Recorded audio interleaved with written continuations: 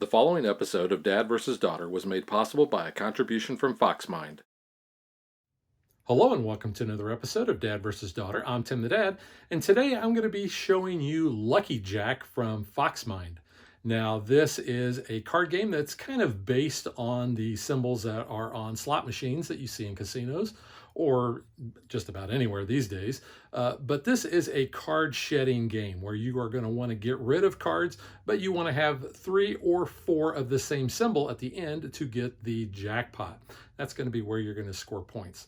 This is a very fast and accessible game. So let's get it to the table. I'm going to show you how it's played. And I'm going to tell you what I think. So check it out.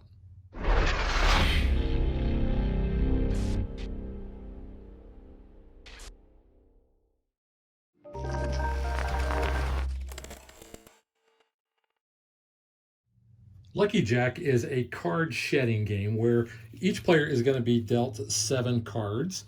And you can see here's my hand of 7 cards. What they want to do is they want to discard basically so they get down to having a set of 3 of the same symbol.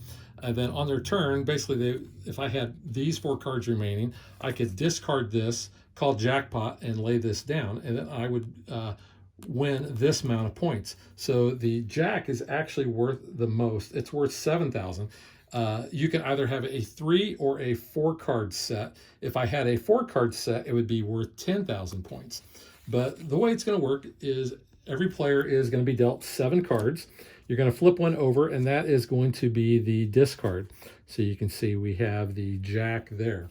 So then what's going to happen is a player on their turn, they have 4 options, and they're going to look and they're going to see what they have here.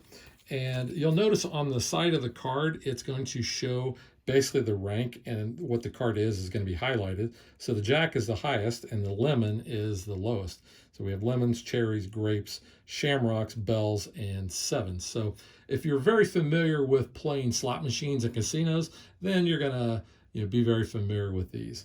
But on a player's turn, what they can do is one of 4 things. They can either play the same card down, so they don't have any more of the jacks. So what they're going to do, they would go ahead and play that down. Now they are down to only 6 cards in their hand. Then it goes to the next player. The next player is going to look, and they've got 3 jacks, and they want to keep those because they know those are worth the most points. So what they want to do is get rid of another card. Like I said, they have 4 options. They can either discard a card with the same symbol, which is what the previous player had just done. They can discard a card that has a higher value. Well, the jack, and as you see on the side, there is no card that is higher than the jack, so that's not a possibility there. They could discard a card with a lower value, but that means they have to draw 2 cards. So let's go ahead, and the lemon is the lowest. They're going to discard that lemon, but then they're going to have to draw 2 more cards into their hand. And early on, that may not be such a bad thing.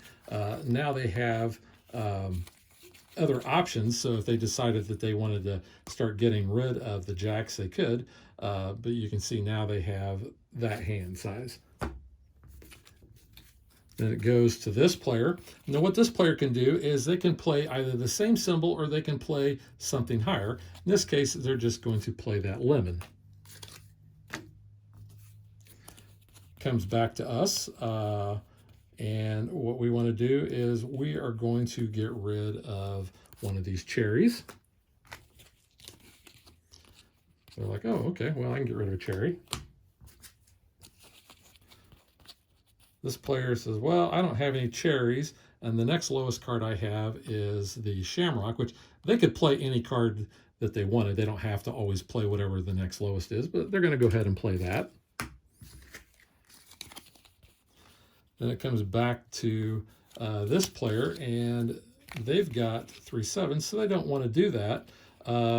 They could either play that jack, or they could play something lower and take a card, or if they didn't want to do that, what they can do is they can actually draw that top card off of the deck, and you see what it is, and then they have the option. They can either add this card to their hand, or they can discard it. If they discard it, the next player can say, I'll take that, and they can actually take that card and put it in their hand and then take their normal turn. And play is just going to keep going around with each player having those 4 options until they get to a scenario like this. And so I could play that bell and say jackpot, play my 3 jacks down, and like I said, that is going to be worth 7,000 points. You look at the little card here. So if I had 4, it would have been 10,000, and you can see in rank they just start going down, 1,000 to you have lemons, which are only worth 1,000. You're going to play either 3 to 5 rounds. You get to decide. And basically what you're going to do is you're going to keep scoring this little pad. Here is the first round, who won and what their points are. And then at the end, you just tally that up. I've never seen a reason other than somebody being very far ahead why you wouldn't just go ahead and play the 5 rounds. But, that's kind of your choice. And that's really all there is to Lucky Jack. So now let's get to what I think.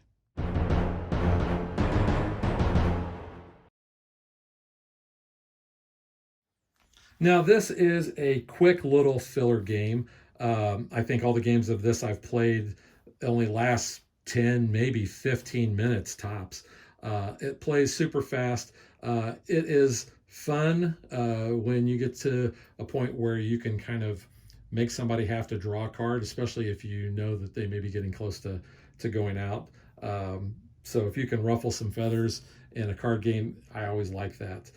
I do like the fact that the symbols on the cards, white background, so it's almost like a regular playing deck of cards, but the symbols are very easy to see what they are. They're very colorful. Like I said, they look, like the symbols on a slot machine, which is what they're going for with this. So I think that hits the mark. That being said, like I said, it's a lot of fun. It plays fast because it does. Like I said, it's a filler game.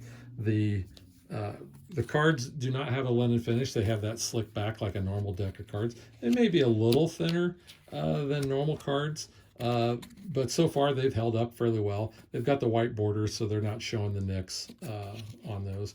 And just feel free to shuffle these. It's also a very inexpensive game. It comes in a small little box, and you can see here's what the insert is really nothing. You probably don't even need that big of a box. You need to throw it in a deck box if you wanted, or what the heck, throw a rubber band around it. That's what we used to always do growing up with a deck of cards. The rule book itself, there's really not a lot to it. You can see basically just kind of gives you an overview, tells you what your options are, tells you how you're doing your scoring, and then you've got some other languages there. So yeah, it's super easy. It's a lot of fun, plays fast. It's accessible by everybody, I think. 8 and up, yeah, that's probably about right. I would say that if you have a younger player who is familiar with playing card games, then they'll be able to understand this one easy enough. But the fact that this, like I said, is a very accessible, easy, fast game, small footprint, it's actually makes it for a very good gift idea for, stocking stuffer for next Christmas, or, just something that is a little different to get that gaming person on your gift list. But that is Lucky Jack, and we will catch you guys next time. Thanks for watching our video. We hope you enjoyed it, and if you did, click that like and subscribe button. You can also follow us on social media like Facebook and Twitter at DadBeDaughter. And if you like what we do and you want to support us, you can visit our Patreon page. So thanks for watching. Thanks.